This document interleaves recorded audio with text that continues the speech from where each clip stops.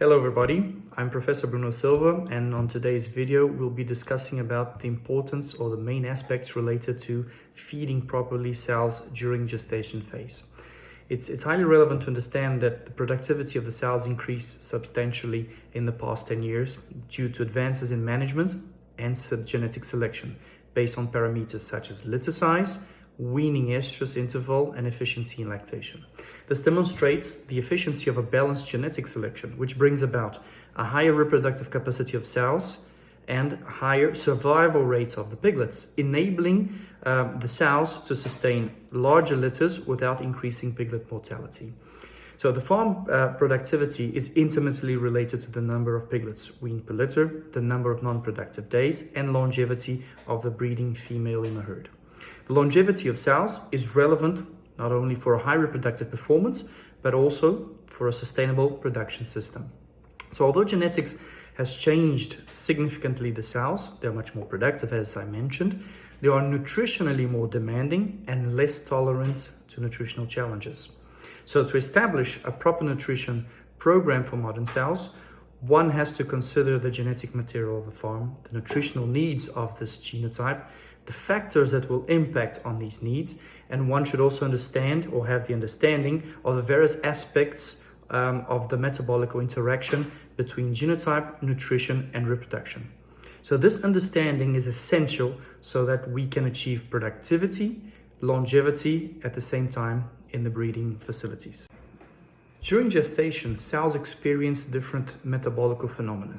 In early gestation, sows need nutrients for growth and recovery of body weight loss from their previous lactation, and also will need nutrients to sustain the angiogenesis process and the fetal implantation. As for during late gestation, sows will need nutrients to sustain proper fetal development and mammary gland development. Therefore, understanding properly these gestational changes is highly relevant to establish an ideal feeding program, associating dietary formulation to feeding management. The feeding management has not been given proper attention by farmers and nutritionists. And this is an important issue, especially because this management will impact on the metabolic profile and the feed efficiency of the sows during gestation. And secondly, we must understand that feeding management is not the same as feeding behavior. More recently, we started studying the kinetics of feeding behavior of sows during gestation. And what we found from our studies is that the sows, they tend to have a much more nocturnal feeding pattern during gestation. So what we saw from our studies, that the sows, or basically most of the sows, they eat between midnight, so when the machine starts a new cycle, and between midnight and 8 o'clock in the morning. But one interesting aspect that we observed from our studies is that at the end of the day, we saw a very strong presence and activity of the sows against towards the machine.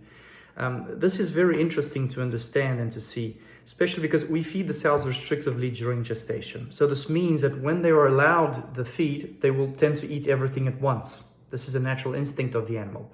But then at the end of the day, they start visiting the machine again, but of course there's no more feed allowed. So it's showing to us that probably these animals are hungry at the end of the day. And this is related probably to this fasting period.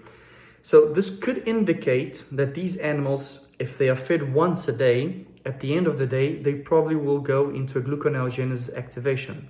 Gluconeogenesis is a pathway used by the body to create glucose from other molecules, and an important pathway that will allow the body to store needed energy for the brain in the form of glucose. So what we see here is that these animals probably will use this metabolic resource to generate glucose in order to attend their satiety. And of course, what we saw from our studies is that afterwards, when the machine starts a new cycle, then you get a higher concentration in terms of feed intake, of presence of the animals around the machine. This is important because once this animal is fed once again, so refed the next day or 24 hours afterwards, probably the nutrients that are promptly absorbed, so for instance, industrial amino acids, it could be that these nutrients, these amino acids, will be used in this gluconeogenic activation route to produce glucose, and therefore we could impact on the efficiency of using protein, of using these amino acids for fetal development and for mammary gland development.